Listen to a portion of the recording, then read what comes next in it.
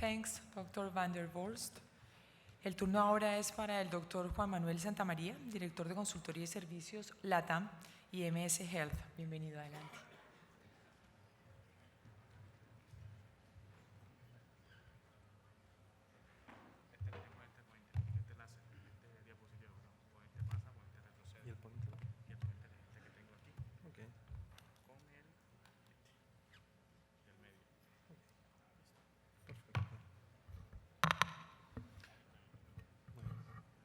Bueno, buenas tardes a todos. Un agradecimiento especial en nombre de IMS Health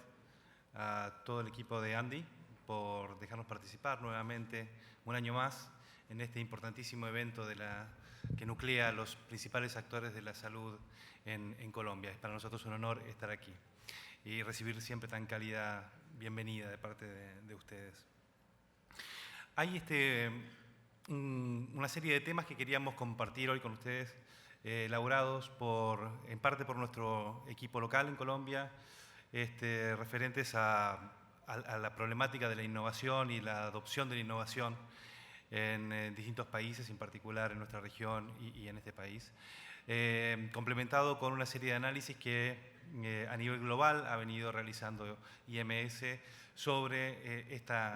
el punto de innovación y cómo ha venido siendo adoptada por distintos sectores a lo largo de los últimos años. En primer lugar, creo que deberíamos, si vamos a hablar de innovación, definir de qué estamos hablando cuando hablamos de innovación. Creo que la innovación tiene una serie de facetas, una serie de dimensiones que podemos tratar de abarcar de distintas ópticas, de distintos puntos de vista. Uno de ellos tiene que ver con la innovación clínica.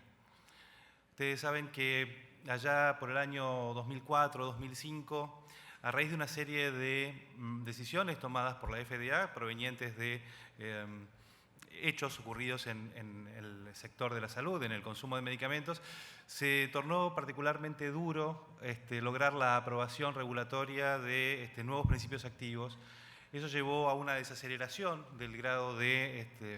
lanzamiento de novedades terapéuticas, particularmente en Estados Unidos, que tuvieron repercusión global. Y consecuentemente hubo una desaceleración, como les decía, en el número de nuevas entidades moleculares que se lanzaban al mercado farmacéutico. Increíblemente, pasados ya 10 años de esos momentos, hoy en día estamos viviendo un renacer, un florecer de la investigación o de los resultados provenientes de la investigación,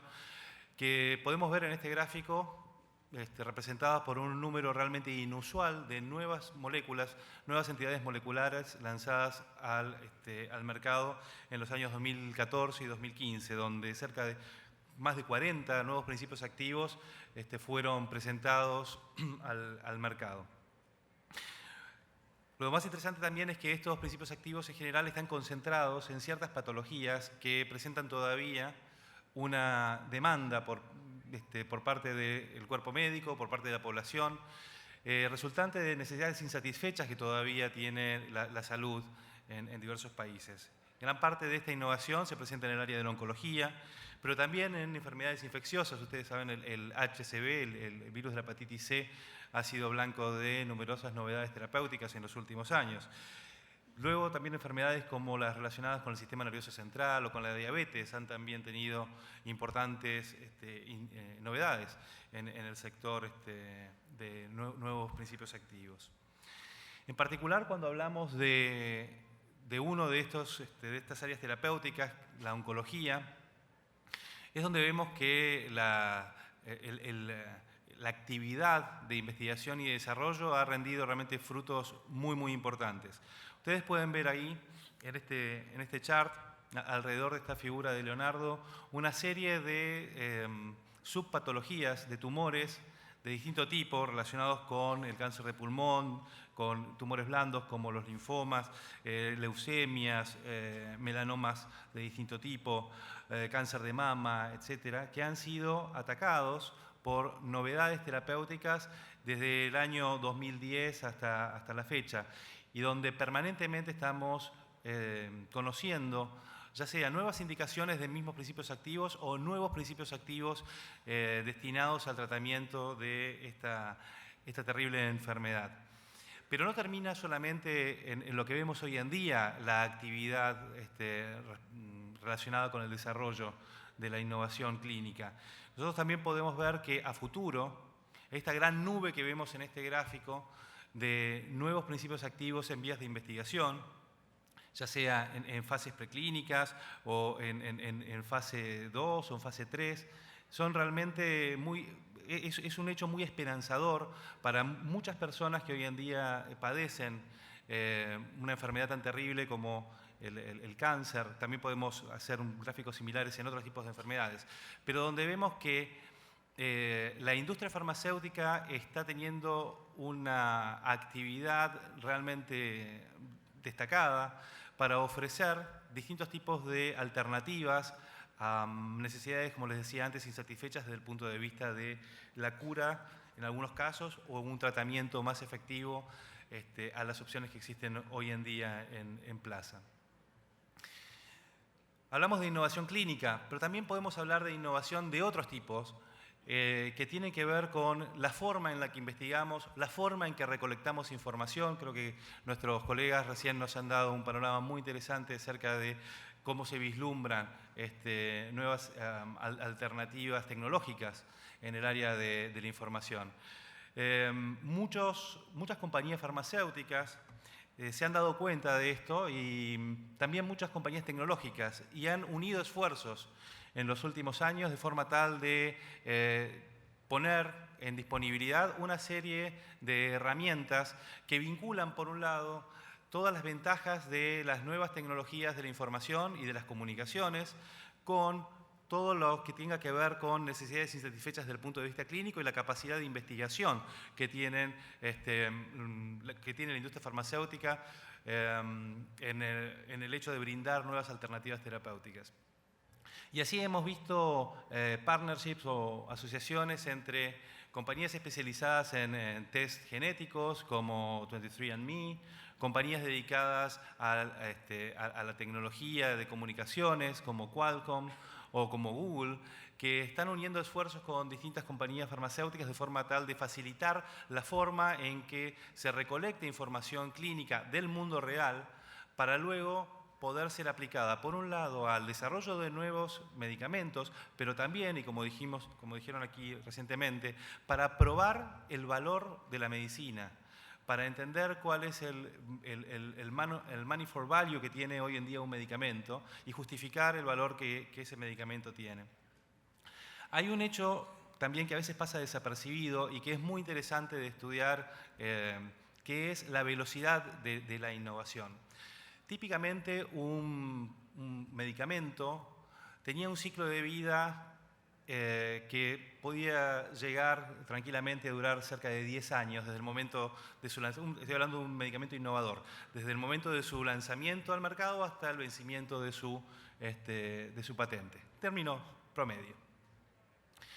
Lo que estamos viendo hoy en día es que esta velocidad de la innovación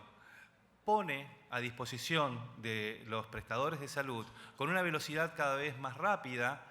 las novedades terapéuticas, lo cual acorta el ciclo de vida de los productos farmacéuticos lanzados al mercado. Y esto tiene implicancias económicas muy importantes desde el punto de vista de la oferta. Aquellas compañías dedicadas a la innovación y a invertir en novedades terapéuticas tienen menos tiempo para recuperar su inversión. Y eso pega directamente también en el precio de los medicamentos, que bueno, es materia de gran parte de la discusión que hemos tenido durante el día de hoy. Y es un hecho para no perder de vista, porque es novedoso, porque requiere otras alternativas desde el punto de vista de la demanda para discutir alternativas económicas para que sustenten las nuevas ofertas que la industria farmacéutica está lanzando al mercado.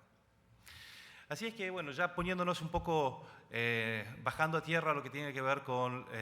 el análisis de la adopción de innovación, nosotros vamos a tratar de abordar el tema desde 4 puntos de vista distintos. El primero tiene que ver con el diseño del sistema de salud, cómo distintos países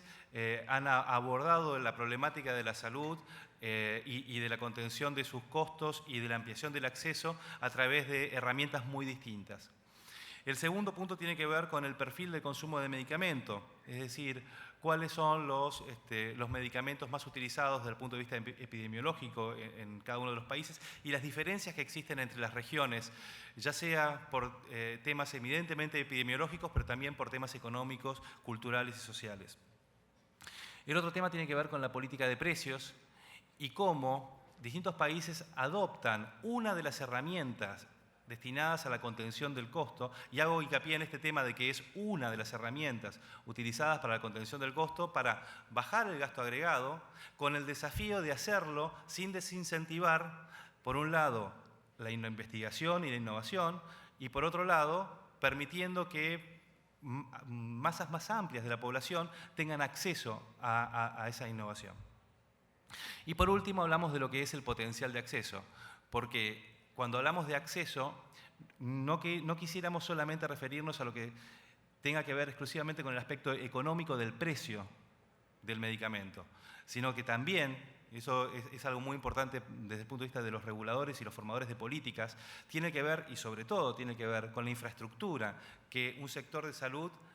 pone a disposición de la población para que los pacientes puedan, por una parte, prevenir sus enfermedades, por otra parte, ser diagnosticados y ser atendidos con las herramientas más modernas que el sistema de salud puede poner a su disposición. Entonces, hecha esta introducción respecto de los distintos puntos de vista que vamos a ver, vamos a comenzar hablando de lo que tiene que ver con el sistema de salud, ¿no? En este gráfico ustedes van a ver 4 puntos importantes de conformación de un sistema de salud que tiene que ver con elementos que han usado distintos países a lo largo de los últimos años para regular el sistema y para efectuar una contención del gasto agregado. Uno de los puntos tiene que ver con la utilización de tecnologías, de evaluaciones tecnológicas sanitarias, ¿no? Las famosas HTA, donde verán ustedes en uno de los óvalos cómo países de nuestra región y también países de Europa han hecho y están haciendo un uso intensivo de este tipo de herramientas de forma tal de entender el costo-beneficio de los medicamentos recientemente o más recientemente lanzados al mercado. Otra de las herramientas utilizadas y que tiene que ver especialmente con la realidad que nos toca vivir aquí en Colombia hoy en día es la referenciación internacional de precios. Una referenciación internacional que distintos países han utilizado de distintas formas, conformando distintos tipos de canastas, de forma tal de regular el precio de lanzamiento de nuevos productos al mercado. El otro tema tiene que ver con los listados, ya sea positivos o negativos de inclusión de productos en los vademecums nacionales, en los formularios nacionales o subnacionales de utilización de medicamentos. Y por último, lo que tiene que ver con el distinto nivel de gasto out of pocket, o sea, gasto de bolsillo que efectúa el paciente al momento de adquirir el medicamento. Como verán, quedan clasificados en las distintas intersecciones de estas distintas herramientas varios países. Y al hacer estos análisis nos fuimos dando cuenta de que Colombia es un caso particular, porque siendo un sistema, aquí lo dijo el ministro esta mañana, eminentemente público de salud, administrado por efectores privados y con una serie de características poblacionales muy distintivas, lo pone en un lugar realmente bastante único en la comparación que hacemos con el resto de los países que aquí estamos mostrando, en términos de estas 4 dimensiones analizadas. Hace un rato les decía que el control de precios es una de las herramientas usadas por los gobiernos, los formadores de políticas en general, de forma tal de conseguir un acceso universal, pero por otro lado también como una herramienta de mantener equilibrados o a raya los presupuestos asignados al sector de salud. El control de precios es una herramienta utilizada de distintas formas por distintos países, en distintos grados de intensidad. Nosotros en este gran mapa mundial que estamos mostrando podemos ver desde países donde la libertad de precios es prácticamente total, que los hemos catalogado prácticamente con un número que va del 0 al 5 en la parte más baja de esta escala, con un 0, países como Chile o como Estados Unidos, donde la libertad de precios al momento de lanzar el producto y durante la vida, el ciclo de vida del producto farmacéutico es prácticamente total, hasta países donde el control es muchísimo mayor, donde hay una gran cantidad de productos éticos con precios controlados, o al momento de fijar el precio de lanzamiento de productos patentados, ese precio es regulado o fijado por las autoridades, o donde hay genéricos usados como referencia, o un número muy importante de compras centralizadas o de licitaciones. Realmente el esquema de control de precios a nivel global es muy variado, pero los resultados son también muy variados y esto es lo que queríamos hoy en día también compartir o reflexionar con ustedes. El control de precios nosotros entendemos que per se no es la herramienta única para lograr la universalización del acceso y lo hemos comprobado, digamos, en distintos análisis efectuados a nivel internacional. Y aquí mostramos algunos ejemplos de este punto. Es difícil de establecer una correlación unívoca entre el control de precios y el nivel de acceso. Aquí ustedes van a estar viendo en el eje Y, en el eje vertical, cuál es el potencial de acceso que tienen poblaciones de distintos países a medicamentos innovadores versus, en el eje X, los distintos niveles de control de precios que tienen estos mismos países aquí representados. Y como les decía hace un rato, lo que nosotros definimos como potencial de acceso no es un elemento que hayamos comprobado que está únicamente relacionado con la capacidad adquisitiva del medicamento por parte de la población. Está relacionado con eso, pero no únicamente con eso. Tiene mucho que ver también otro tipo de factores, fundamentalmente los ambientales, factores que tienen que ver con la infraestructura sanitaria, el número de médicos por cada 1000 habitantes, el número de farmacias, el número de hospitales, la tecnología que equipa a esos hospitales y la preparación del capital humano que opera esos hospitales. Y esos son factores realmente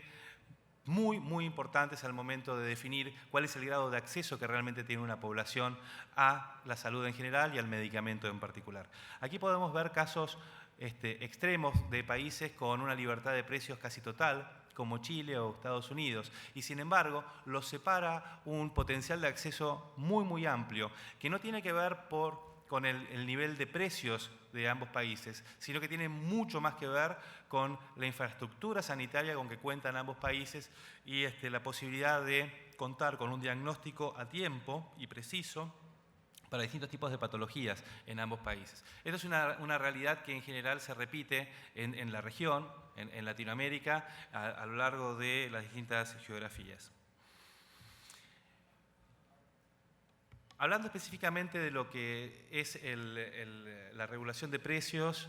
y atendiendo a la situación particular que está viviendo Colombia en esta coyuntura, donde su sistema de salud está viviendo una evolución realmente constante. Nosotros cuando ordenamos a los sistemas de salud de distintos países siempre colocamos a Colombia dentro de una posición de evolución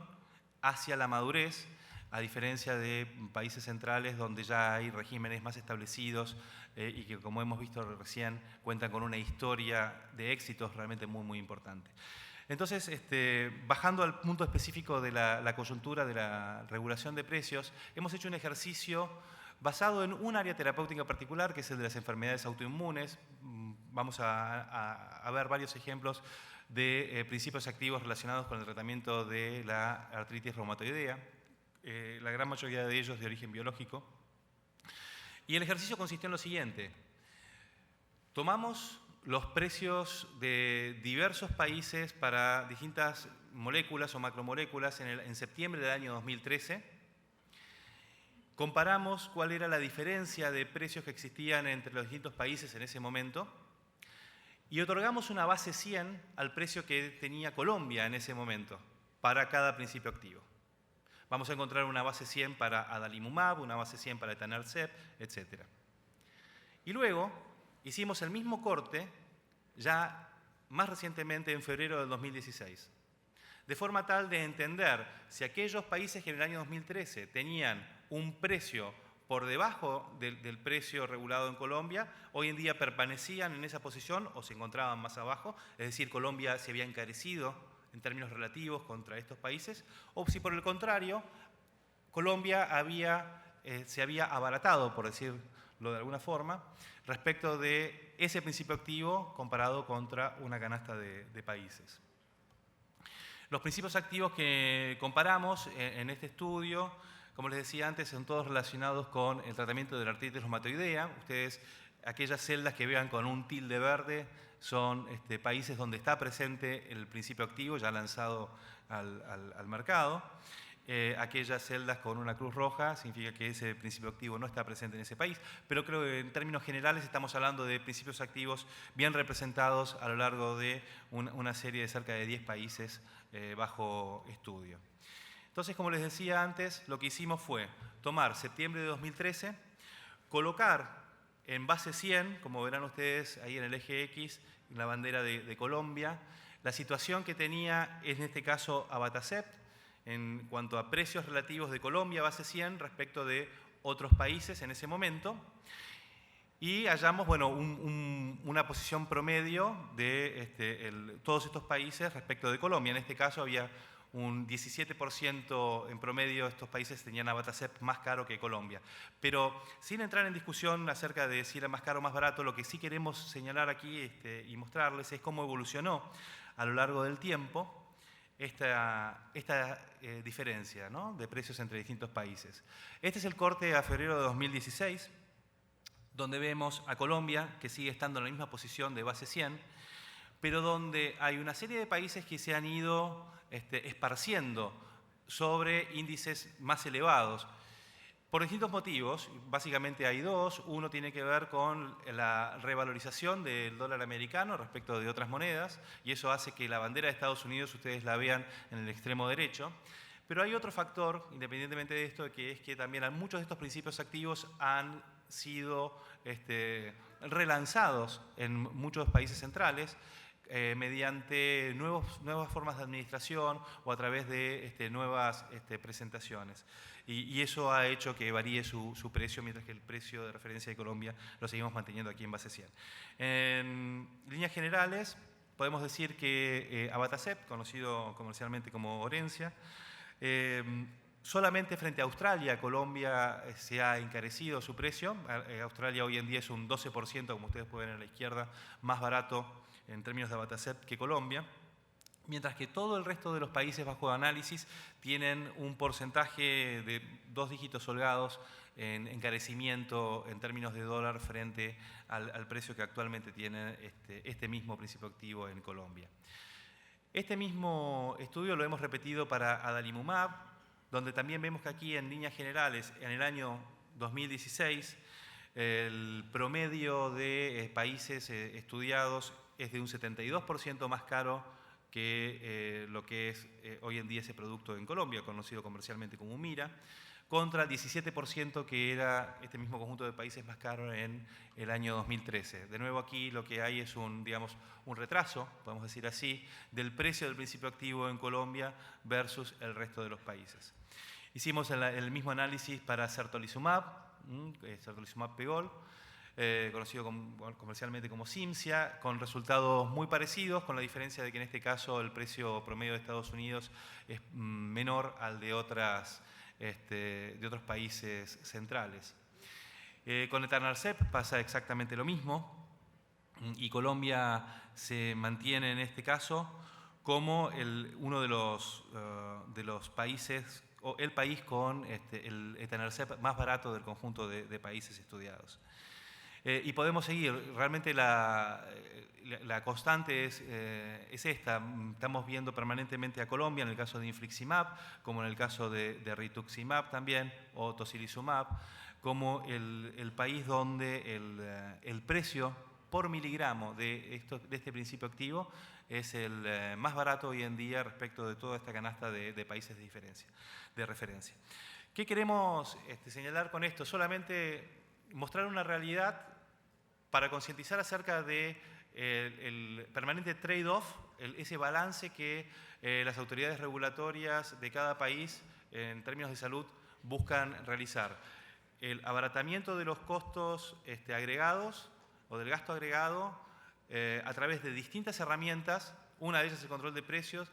pero siempre teniendo en cuenta de que esto no perjudique el acceso en términos de que la oferta esté también disponible y siga estando disponible para la población.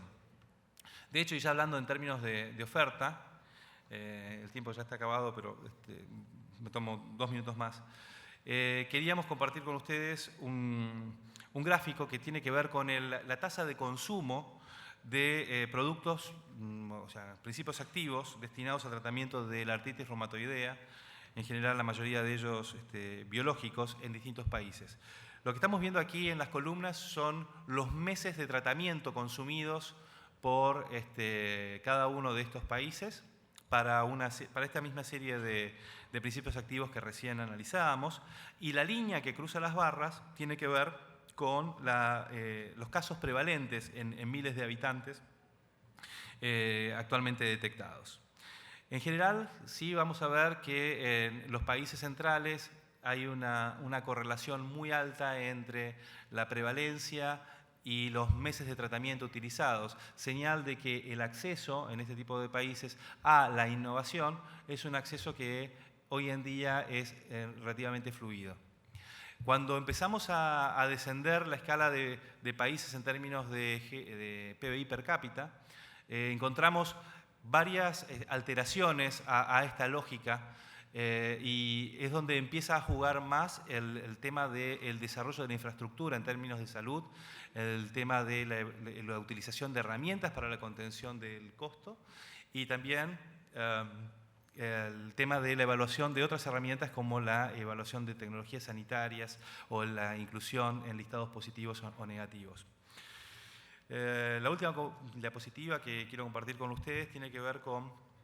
dónde se encuentran una serie de países, entre ellos Colombia, en términos de la utilización de meses de tratamiento de productos de alta tecnología para el tratamiento de la artritis reumatoidea, EGI, respecto del PBI per cápita, ¿no? de una canasta de países.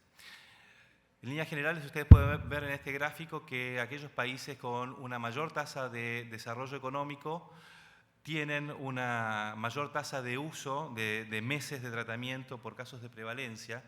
lo cual nos indica una posibilidad de acceso a este tipo de medicamentos realmente muy alta.